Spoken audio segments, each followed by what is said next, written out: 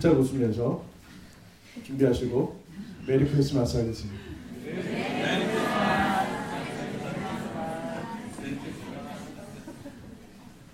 우리는 크리스찬이니까 우리는 이제 하나님 믿는 하나님의 자녀니까 메리 크리스마스 많이 해야 됩니다. 세상이 벌써 크리스마스 다 빼서 해피 홀리데이 어떤 정체성이 없는 그냥 빨간 날로 하게 되는데 우리 메리 크리스마스라고 이렇게 해야 됩니다. 우리 아이들이 얘기해도 괜찮습니다. 오늘 아기 예수님이 탄생하는 날이니까 이제 로안 윌리엄스 사람이 이렇게 얘기했습니다. 복음은 낯선 이야기다. 그 낯선 이야기가 복음에 담긴 핵심 주장이 우리 본성과 우리 상식과 얼마나 어긋나는지를 계속해서 주장해 나가면서 생명력을 살아 숨쉬는 것이 복음이다. 그렇게 얘기합니다. 그 핵심 주장이 무엇인가? 이렇게 얘기합니다. 그 핵심 주장이란 이 세계로 오셔서 버림받고 실패하고 끔찍한 고난을 받으며 생을 마감한 일을 통해 하나님께서 이 세계를 다시 빚으셨다는 말이다. 복음이 무엇인가? 이 땅에 오셔서 버림받고 실패하고 십자가에서 끔찍하게 죽은 그 어떤 한 그분을 통해서 하나님께서 이 세상을 새롭게 하시겠다는 게 말이 되냐라는. 근데 그것을 끝까지 견지하면서 가는 이 낯선 이야기를 우리는 복음이다 라고 얘기합니다. 우리 본성과 어떻게 보면 맞지 않는데 하나님께서는 이 방법을 선택을 하셨고 이 방법만이 우리를 위한 구원의 길이다라고 얘기합니다.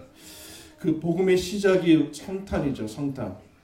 성탄은 하나님이 이 땅 가운데 인간으로 오셨는데 그 어떻게 보면 경계를 깨트리는 거나 마찬가지입니다. 우리는 세상에서 고통을 누리고 고통을 가지고 어떻게 보면 또 안전함과 쾌락을 누리는 것도 경계가 있기 때문에 그런데 여러분 하나님께서 경계를 깨트리면서 이 땅에 복음을 시작하십니다. 창조 자체가 하나님을 넘어서셔서 하나님을 나타내는 것을 통해서 창조를 시작했듯이 성육신 역시 그 어떤 경계를 뛰어넘는 일을 하게 되죠. 어떻게 보면 파격입니다. 파격. 상식을 깨트리고 인간이 모든 것을 왜곡시켜버린 그 질서를 하나님께서 다시금 원래의 자리로 돌리는데 이런 파격이 필요하다라고 얘기합니다. 여러분 14절 말씀 우리 다 같이 한번 읽어볼까요? 잘 아는 말씀인데 시작. 지극히 높은 곳에서는 하나님께 영광이요 땅에서는 하나님이 기뻐하신 사람들 중에 평화로다. 거기 보면 지극히 높다, 지존하다 뭐 이렇게 지극히 높은 거 그리고 영광, 평화라는 것이 나와 있습니다. 지극히 높은 거 그리고 영광, 평화가 어떻게 풀리는가? 예수님으로 풀린다 그렇게 얘기해요. 근데 우리가 생각했듯이 평화라는 말 좋고 영광이라는 말이 좋고 지극히 높은 거 좋은데 이게 과연 우리가 생각하는 것처럼 풀리는가? 아기 예수님을 통해서 아기 예수님이 이 땅에 오시는 것을 통해서 우리가 생각한 거랑 다르게 낯설게 풀리는데 그 첫 번째 모습이 뭐냐면은 목자를 천사가 찾아가서 예수님의 탄생을 축하받는 첫 번째 손님으로 목자를 택한다라는 겁니다. 그게 이제 8절과 9절 보시면 그 지역의 목자들이 밤에 밖에서 자기 양떼를 지키더니 주의 사자가 곁에 서고 주의 영광이 그들을 두루 비침에 크게 무서워하는지라. 그럼 밤에 밖에서 일을 하는 사람들 여러분 그 좋은 직업입니까? 나쁜 직업입니까? 밤에 별로 좋지 않은 고단한 직업이죠. 고단한 직업입니다. 각광받고 선호하는 직업은 아니다라고 얘기할 수 있습니다. 당시에 그냥 소시민을 넘어서서 그냥 하나의 성경적으로는 소자 정도의 모습이죠. 고된 일을 하는 사람입니다. 어떻게 보면 오늘날에 별로 눈여겨보지 않는 뭐 비정규직이나 일용직 정도 모두가 싫어하는 3D 외국인 근로자를 쓰는 그런 일 중에 하나였겠죠. 하나님께서 왜 예수님의 메시아 탄생을 대단히 사회적으로 지위가 있고 그런 사람의 축하가 아니라 왜 이런 이름도 없는 목자는 이름도 나오지 않습니다. 이름이 아마 드러났으면 여러분 이 사람들이 2000년 내내 이 가문이 엄청난 가문이 되었겠죠. 근데 이름을 드러내지 않고 그냥 목자에게 찾아가서 예수님의 축하 방문을 여러분 하게 합니다. 변두리의 사람이죠. 천사가 나타나자 이들은 무서워하는 반응을 보였다라고 얘기합니다. 왜냐하면 당연히 여러분 인간이 아닌 그동안 못 보던 영적 존재가 나타나니까 당연히 무서워하는 것은 당연한 일이죠. 그러나 그것을 넘어서서 이들에게 무서워하는 반응은 무엇을 얘기할까요? 자기들이 워낙 그냥 낮은 사람으로 평상시 그냥 대접받지 못하는 사람으로 살아왔기 때문에 이와 같은 것이 여러분 전혀 예상하지 못했다라는 것을 얘기를 하고 있습니다. 즉 자기 자신에게 별다른 기대를 하고 있지 않은 것이죠. 별다른 기대를 하고 있지 않은 것. 여러분 어떠세요? 여러분 자신에게 기대를 하고 있습니까? 아니면 세상에 태어나서 초등학교, 중학교, 고등학교만 가도 이미 모든 것이 정해진 것처럼 해서 자기 자신에게 기대를 하고 있지 않습니까? 이 사람들 목자로서 이제 밤에 양떼를 지키며 살아가는데 자기 자신에게도 별다른 기대를 하지 않으니까 천사가 나타났을 때 여러분 무서움과 공포를 느끼게 되는 겁니다. 우리 같은 사람한테 무슨 좋은 일이 있을까라는 그런 기대를 하지 않고 살아가는 사람들이 있죠. 낮은 사람들입니다. 제외되는 사람, 특별히 누가복음은 이 시대 가운데 역시 마찬가지로 세상에서 제외되는 사람들, 소외되는 사람들, 다른 말로 얘기하면 세상에서 통용되는 화폐가 없는 사람들, 그 돈일 수도 있고 명예일 수도 있고 지식일 수도 있고 뭐 학력일 수도 있는데 그 세상에서 통용돼서 발언권을 낼 수 있는 그런 것이 없는 사람들에게 하나님께서 나타납니다. 별로 여러분 우리가 예상하는 그런 모습은 아니죠. 12제자도 여러분 마찬가지예요. 12제자 중에 여러분 변변한 사람들이 어디 있습니까?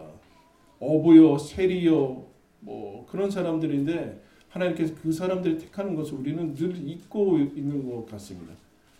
우리가 세상적으로 세상에서 각광하는 그런 당연히 우리는 성실해야 되고 정직해야 되고 열심히 해야 되는 거죠. 게으르면 안 되죠. 그러나 그것을 통해서 얻어지는 것들이 하나님께 쓰임받는 조건이라는 생각을 가지면 여러분 하나님께 쓰임받지 못합니다. 예수님이 첫 번째 모습을 보여주죠. 목자가 여러분 하나님께 쓰임받고 있지 않습니까? 근데 그들은 기대하지 않은 것이죠. 근데 여러분 14절에 우리가 뭐라고 선포했습니까? 지극히 높은 곳에 하나님 아닙니까? 지극히 높은 곳을 여러분 높은 곳에 계신 하나님을 어떻게 만나요? 이런 사람들이 소외된 사람들, 제외된 사람들이 언제나 빠지는 사람들이 하나님을 어떻게 만나요? 대제사장도 아마 1년에 대제사장도 이 사람들은 못 만날걸요. 근데 지극히 높으신 하나님의 이 영광이 어떻게 나타나는가? 낮고 낮은 이름 없는 이 목자들에게 나타나서 실현을 하는 것을 보게 됩니다. 낮은 사람들은 여러분 왜 하나님을 만날 생각도 하지 않고 그러냐면은 그들은 자기 차례가 온다라는 것을 기대하지 않고 살아가는 사람들이에요. 내 차례가 오겠냐? 내 앞에서 모든 것이 끊어지겠지. 언제나 순서에 맨 앞에 가는 사람들은 다 잘난 사람들이니까 그런 사람이 아니다라는 거죠. 맨 밑바닥에 있어서 지극히 높으신 하나님이 내려오면은 우리까지는 오지 않으실 것이다 라는 생각을 가졌는데 하나님이 이들에게 먼저 찾아가는 것을 보게 됩니다. 그래서 여러분 10절에 이렇게 얘기하죠. 천사가 이르되 무서워하지 말라. 보라 내가 온 백성에게 미칠 큰 기쁨의 좋은 소식을 너희에게 전하노라. 여러분 천사가 예수님의 탄생은 온 백성을 포함한다라고 얘기하고 있습니다. 여러분 믿으십시오. 무슨 얘기인가? 교회란 모든 사람이 들어올 수 있어야 됩니다. 모든 사람.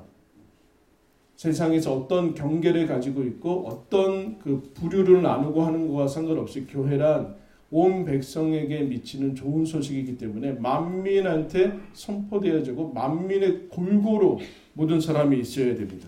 제외되지 않는다라고 얘기하고 있고 목자에게 먼저 전해졌다라고 얘기를 하고 있습니다. 어떤 것이요? 높아서 지극히 닿을 수 없는 분, 만날 생각조차도 하지 않고 기대도 하지 않은 내가 나 같은 사람에게 하나님이 찾아오겠냐라는 기대를 하는 그 사람에게 예수님이 찾아가셔서 그들을 만나주시는 것이 성탄이다라고 얘기합니다. 성탄이다. 그들만이 하나님이 아니라 이들에게도 하나님이 되는 거예요. 낮아서 기대도 하지 않는 나 같은 사람에게 과연 하나님이 찾아오실 것인가? 찾아간다라는 것이 성탄의 여러분 첫 번째 메시지입니다. 그러니까 여러분 아무리 낮은 거 높은 거 아무 상관은 없어요. 아무리. 그럼 키가 커봤자 여러분 얼마나 큽니까? 2배 되는 사람 본 적 있어요? 3m 넘는 사람 본 적 있습니까? 우리는 아무것도 아닌데 그와 같은 것들 커다란 차이를 느끼게 되죠. 다른 것도 다 마찬가지입니다. 근데 하나님은 그런 것에 차이를 두지 아니하시고 하나님께서 바라보신 그 사람들에게 찾아가는 것을 봅니다.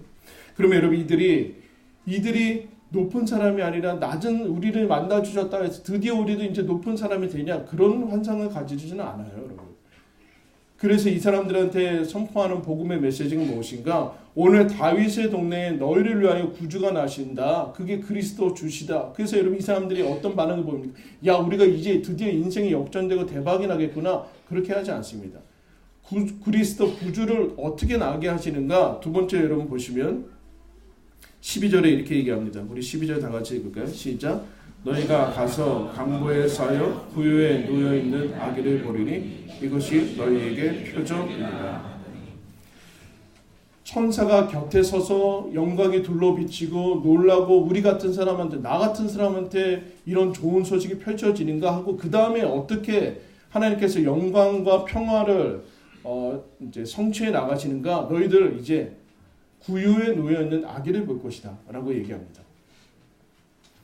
여러분 더할 나위 없이 영광스럽고 빛나는 것이죠. 우리는 다 영광을 사모하고 당연히 우리는 마침내 영광스러운 존재가 될 것이고 영광스러운 나라에 갈 것입니다. 그런데 목자들이 이 귀한 소식을 듣고서 어떻게 변하는가? 그들 자신이 뭐 영광스럽게 변하는 것이 아니라 어떤 소식을 듣게 되는가? 구유에 놓여있는 아기를 보게 될 것이다. 그것이 너희들에게 영광이 될 것이고 이 땅 가운데 평화를 가져오게 될 것이다 라는 얘기를 하게 돼요. 이들이 기독교 신앙 어떤 복음의 메시지를 받은데 일반인들이 접근할 수 없는 것을 접근하게 돼서 이제 말할 수 없는 영광을 누리게 된다. 그런 이제 세상적인 것이 가지게 되니까 첫 번째 맞이하는 모습은 무엇인가? 구유다라고 얘기했어요. 구유다. 예수 그리스도 그 메시아의 시작이 어디서부터 시작하는가? 여러분 구유가 뭐예요? 우유의 종류인가? 말이나 소, 짐승의 밥그릇이 구유죠. 본 적 있어요? 옛날에는 다 플라스틱도 아니고 옛날에는 뭐였어요? 나무였다가 좀 지나니까 시멘트로 만들었잖아요. 세멘트로. 아세요? 거기다가 여러분 먹일 때 거기다 뭐 줘요? 여물이라고 해서 이제 주죠. 뭐 줘요, 보면? 그건 막 스팸 구워서 주고, 그래? 사람들이 먹다 남은 거 줍니다. 예? 부정물 줘요. 그리고 풀 막 거기다 막 섞어, 소부터 먼저 먹이지 않고 먹다 남은 거 줘요. 먹다 남은 거. 그 먹이통에서 여러분 메시아 하나님이 삶을 시작합니다. 이거 그냥 넘어가시면 안 돼요. 이 구유라는 거 그냥 넘어가시면 안 된다. 짐승의 밥그릇, 여물통이죠. 여러분 여기다 사람이 우리 식사를 여기서 이제 여기다 주면 여러분들이 어떻게 하겠어요? 우리 식사 없어요? 예수님이 어디에서 태어나십니까? 갈릴리, 나사렛, 예루살렘 어디서 태어나세요? 베들레헴에서 태어나세요. 베들레헴이 떡집이라는 뜻이에요. 떡을 준비했습니다.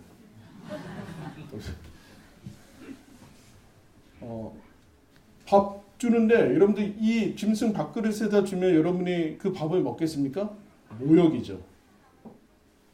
근데 어떤 아기가 한 명 태어나는데 여러분 아무리 예루살렘에 호적하러 왔거든요. 다 등록하는 거. 등록시켜가지고 등록하는 그 너무나 이제 사람들이 많이 왔기 때문에 이제 숙소에 모든 것이 찼다고 해도 여러분 구유의 아기를 탄생시키는 부모가 어디 있습니까?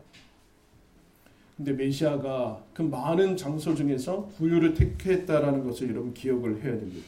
더럽고 냄새나고 인간이 먹다 남은 오물을 거기다 집어넣는데 여러분 아무리 깨끗해봤자 소용없는 것이죠.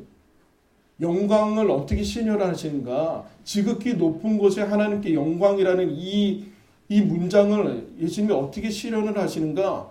구유에 비천하고 천하고 추하고 냄새나는 그곳으로 여러분 하나님의 영광을 추구한다는 그곳에 예수님이 계십니다. 누추하고 비천한데 예수님이 거기에 영광으로 깃들어 계세요. 그런 말미암아 여러분 그 마구간이 엄청난 곳으로 변하는 게 아니라 그 자체로 여러분 거기는 영광스러운 곳이 됩니다.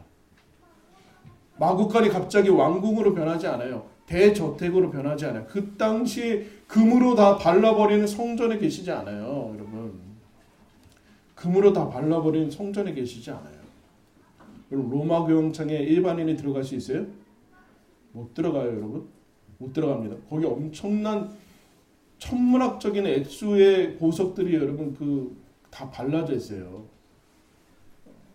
거기에 여러분 예수님이 임하지 않는 것을 여러분 기억을 해야 됩니다. 아무도 주목하지 않고 비참하고 초라해 보이는 삶, 여러분 어떠세요? 여러분이 삶이 어떠세요? 우리는 이것이 내가 그냥 초라하고 비참하고 그것을 감추기 위해서 평생을 거치장하고, 근데 예수님이 뭐라고 하는가? 너희들이 솔로몬이 이 땅에서 살았던 사람 중에 솔로몬이 가장 큰 영광을 누렸거든요. 부귀 영화를 누린 사람이 솔로몬입니다. 아무리 여러분 이 당시에 지금의 수많은 부자들이 많은 재산을 가지고 있다고 하더라도 환산하면은 솔로몬에게 이제 미치지 못하는데, 예수님이 이런 얘기를 합니다. 솔로몬이 입은 영광이 들꽃 하나만 못하다. 너희들은 그 들꽃 하나만 못하는 것으로 평생에 자기 자신을 치장하면서 자기 자신은 비참하고 초라한데 그것을 계속해서 애써 감춰봤자 소용없다. 회칠한 무덤 아니냐. 무덤을 하얗게 칠한다고 되냐. 그 얘기를 하는 것이죠. 근데 여러분 예수님이 어디에 임하시는가? 그렇지 않고 그럴 필요도 없고 겉으로 치장할 필요도 없고 예수님이 어디에 임하는가? 비참하고 초라한 비로해 보이는 거기에 여러분 모이십니다. 구유에 하나님께서 누이시는 것을 보게 되죠. 너희들 세상의 것들이 없어서 주눅들어 살아가냐? 아니면 그거 조금 있어서 조금 이제 기가 살고 그러냐? 그러지 말아라. 예수님이 이 땅 가운데서 하늘에 지극히 높으신 분의 영광을 어떻게 성취하는지 봐라. 그 구유의 자리를 트시는 거예요. 구유에서 시작해서 예수님은 어디에 끝납니까? 십자가에서 끝납니다. 십자가 사형틀에서 끝납니다. 우리가 여러분 추구하는 것들과 얼마나 다릅니까? 교회가 오늘날 가지고 있는 모습과 얼마나 다릅니까? 근데 하나님께서 그것을 통해서 메시아의 길을 여신다라고 얘기를 하고 있어요. 더 결정적으로 가장 여러분 우리가 이해하지 못하는 것, 그냥 늘 익숙해진 것은 무엇인가? 뭐라고 얘기하는가? 구유에 누워있는 아기를 보면 너희들이 그것을 하나님의 신호로 알게 될 것이다. 그렇게 얘기를 합니다. 아기로 오시는 거죠. 여러분 예수님이 인간을 처음 만드셨을 때 아담과 하와를 성인으로 만들었습니다. 근데 예수님이 왜 하필 아기로 오셔야 되는가? 아기로 오셔야 되는가? 그래서 여러분 14절 보면 이런 얘기 나오죠. 14절 땅에서는 하나님이 기뻐하신 사람들 중에 평화로다. 그럼 목자를 하나님이 기뻐하시겠습니까? 엘리트들을 하나님께서 기뻐하실 거라는 우리의 기본적인 생각이 있잖아요. 기본적인 생각들. 평화가 과연 어떻게 이루어지는가? 평화는 힘이 있어야 되는 것이지 무슨 아기가 와서 되겠습니까? 우리 아기들 다 어디 갔네? 아기들은 요새 아기들이 아기 대접을 받는 거지 무슨 수를 안 쳤다니까요. 오병이어에도 아기들이 안 들어가서 여성분들도 수가 안 쳐졌어요. 분노하셔야 되는데 남자만 5,000명 그렇게 되는데 아기들은 수에 치지 않아졌고, 이 당시에 헤롯이 메시아 탄생한다는 거에서 유아를 학살하는 일이 생깁니다. 여러분 그게 지금과 같이 생명을 그런 개념이 아니에요. 유아는 그 생명이 아니에요. 그냥 다 없앨 수 있는 거예요. 그냥 귀찮은 그래서 딸 태어나면 다 죽이고 그건 아무것도 아니에요. 그 사람들에게 윤리의식은 아무것도 없어요. 그런데 이 당시에 왜 예수님이 아기로 태어나는 거예요? 이것이 연약함의 대명사고 무능력하고 처음부터 끝까지 다 해줘야 되고, 인간 노릇하려면 20살 대가 맞고 20살 넘어도 아직도 인간 노릇 못하는데 이 왜 아기로 태어나는가? 물어야 돼요. 구유보다 더 심각한 거예요. 어떻게 하나님이 구유에 왕국이 아닌 구유에 태어나시면서 왜 아기로 태어나는가? 인간의 몸에 왜 초음파로도 이제 보여지는 그 점으로 시작해서 왜 메시아의 사역을 시작하는가? 왜 그러는가? 그거 물어야 되는 것이죠. 그리고 하나님이 기뻐하신 사람들이래요. 첫 번째 택한 사람이 마리아와 요셉입니다. 요셉은 먼저 세상을 떠나죠. 여러분이 만약에 하나님이라서 인생을 부모를 선택하고 나라를 선택하고 여러 가지 삶의 조건을 선택한다면 어떻게 선택하겠어요? 마리아와 요셉을 선택하겠습니까? 얼마나 변변치 못하면 여러분 첫 번째 아기를 여러분 그 숙소도 하나 못 마련해가지고 구유에다 둬요. 우리 아기 탄생할 두 가정 어디 미리 다 잡아줬잖아요. 조리원화가 다 잡아줬어요. 제일 좋은 데 잡았을걸요? 그죠? 몇백만 원짜리 그 유모차 사고 그러면 안 돼요? 네? 얼마나 못났으면은 아기를 짐승 밥그릇에서 받아요. 너무나 못난 거 아니에요. 못난 거. 백도 없고 세상에 능력도 없고 근데 뭐라고 그러는가? 하나님 기뻐하신 사람들 중에 하나다. 그렇게 얘기를 하고 있습니다. 더 나아가서 마리아와 요셉은 흙수저가 아니라 수저도 없는 사람이에요. 여러분이 선택한다면 부모를 그 사람으로 선택하겠냐는 거예요. 네? 내 부모를 잘못 만나서 인생이 이렇게 힘든 거 아니에요. 네? 우리 부모님도 지난번에 얘기했잖아요. 재벌의 아들로 살고 싶은데 인생 아무 생각 없다가 지옥 가고 싶은데 그 얘기 아니에요. 아무 생각 없이 있다가 지옥 가고 싶다는 게 그거 아니에요. 건물이나 하나 써서 임대료만 받아서 그냥 아무 생각 없이 살다가 지옥 가겠다는 거 아니에요. 건물주 욕하는 거 아닌데 여기 건물주 좀 되세요. 건물주 좀. 건물을 구할 수가 없어요. 교회 건물을. 우리 교회 건물주 없는 거예요? 네? 아 진짜. 아 있는데 숨기고 있는 거예요? 얼마나 못났으면은 여러분이나 저 같아도 마리아 요셉을 택하지 않을 것 같아요. 그리고 요셉은 먼저 가요. 그 가난한 나라도 없는 나라, 주권도 없는 나라.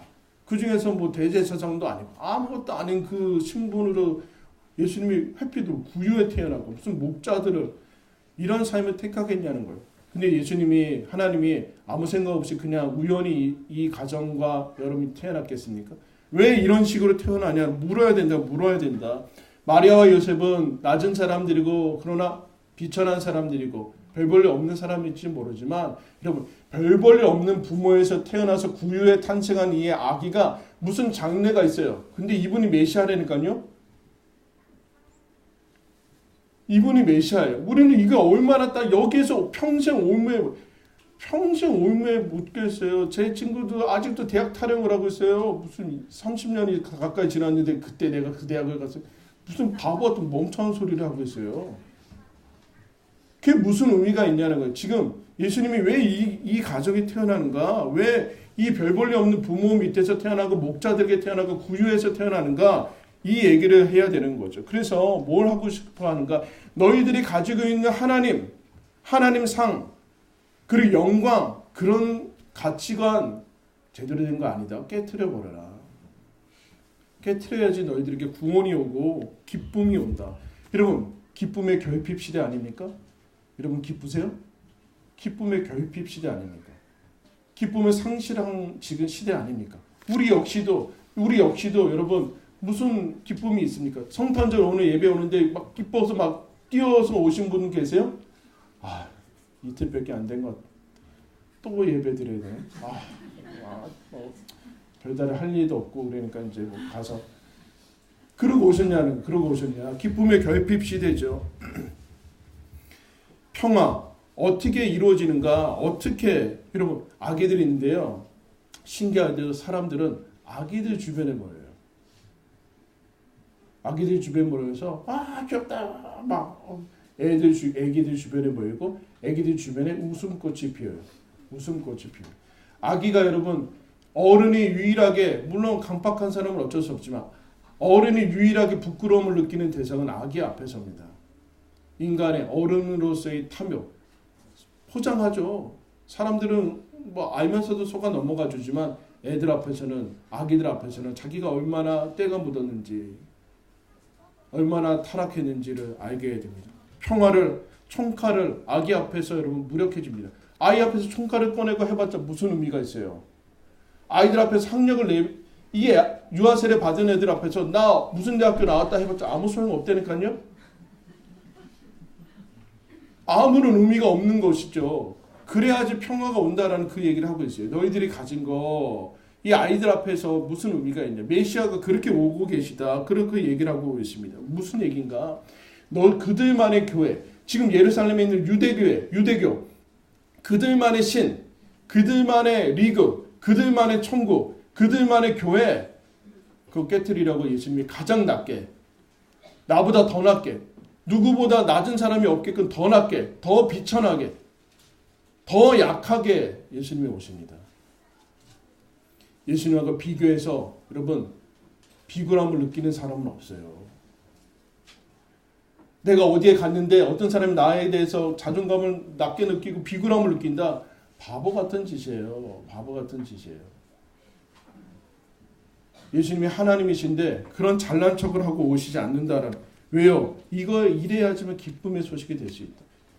예전에 가졌던 그 틀로는 하나님 나라를 담을 수 없다. 온 백성에게 미치는 좋은 소식을 미칠 수 없다. 아무리 어느 정도로 가면, 여러분 기독교가 언제부터 중산층의 종교가 되어버렸어요.